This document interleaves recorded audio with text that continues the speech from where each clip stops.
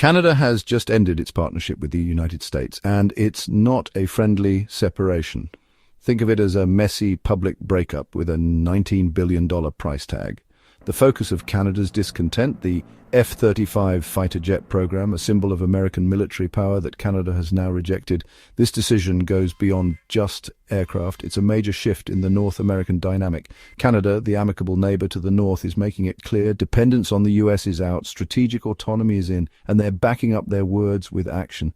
This decision wasn't made in isolation. It's the result of years of growing tensions exacerbated by the Trump administration's America First stance. Remember when Trump imposed tariffs on Canadian steel and aluminum, or when he labeled Canada a national security threat?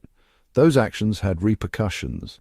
Canada's cancellation of the F-35 deal is a bold move, signaling that the old rules are changing. The question remains, is America paying attention? Remember that trade war? It didn't end well for the US. When you impose tariffs on your closest allies, they tend to get upset, especially when those allies control a significant portion of the electricity powering your northern states. They have leverage. Canada didn't just sit back. They retaliated with tariffs on US goods. And in a bold move, Ontario, Canada's most populous province, imposed a 25% tariff on electricity exports to the US. Yes, Canada weaponized their power grid. This was more than just economics, it was a statement. Canada was done being treated like America's little brother, expected to follow orders. The trade war, despite its economic consequences, had an unexpected outcome.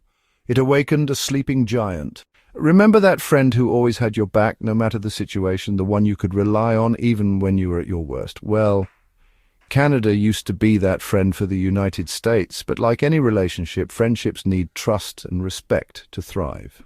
And recently, the US has been lacking in both areas. The Trump administration's America First stance wasn't just rhetoric. It resulted in policies that actively undermined American allies, including Canada. Remember when Trump labeled Canada a national security threat to justify tariffs on their steel? Or when he offhandedly suggested that Canada was just a collection of provinces waiting to be annexed? Those weren't just random comments. They reflected a deeper disregard for the relationship, a belief that America could act without facing consequences. But actions do have consequences, and Canada, like any good friend who's been repeatedly hurt, decided it was time to reassess the relationship. Canada's decision to abandon the F-35 is significant, but they're not the only ones. Remember Portugal?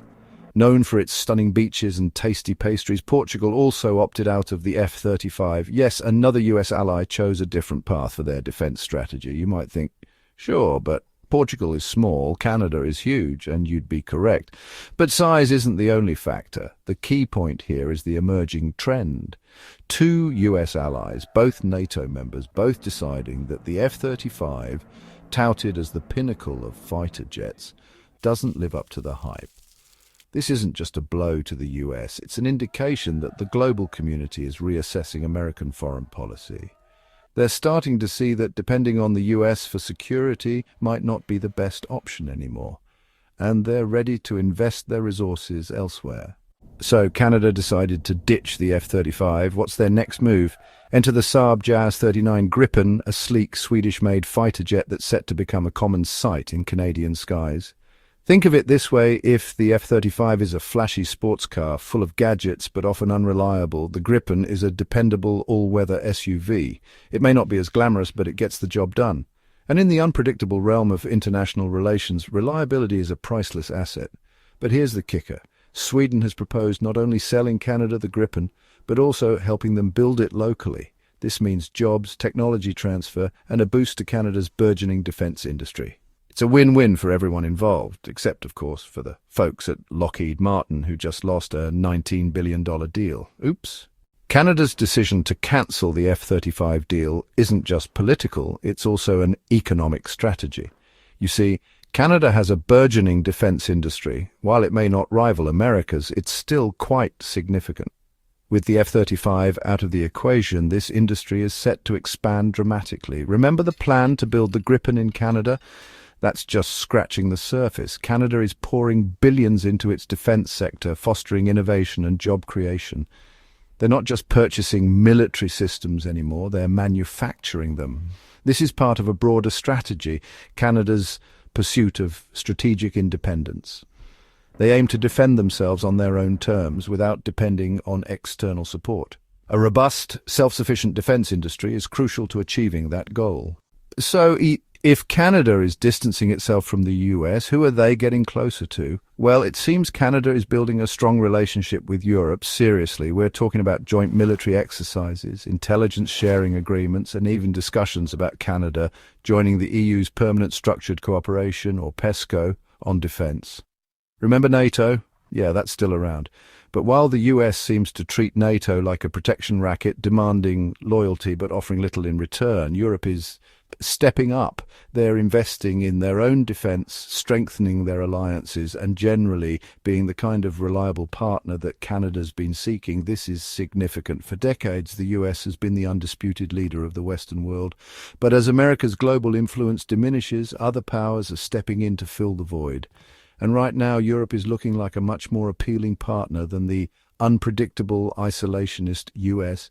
So, what does all this signify? Is this the decline of the American empire, the beginning of a new global order?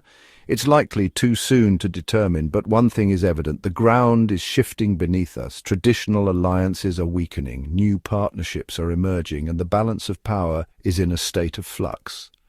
Canada's choice to abandon the F-35 and align with Europe is just one indicator of this broader shift. The world is becoming increasingly multipolar, with power spread across a wider array of actors. And in this new landscape, the US can no longer assume its dominance. The pressing question is, how will America respond? Will it persist with its unilateral approach, distancing its allies and losing ground to competitors? Or will it adopt a more cooperative multilateral strategy, rebuilding trust and reaffirming its role in the international order it helped establish? Only time will reveal the answer.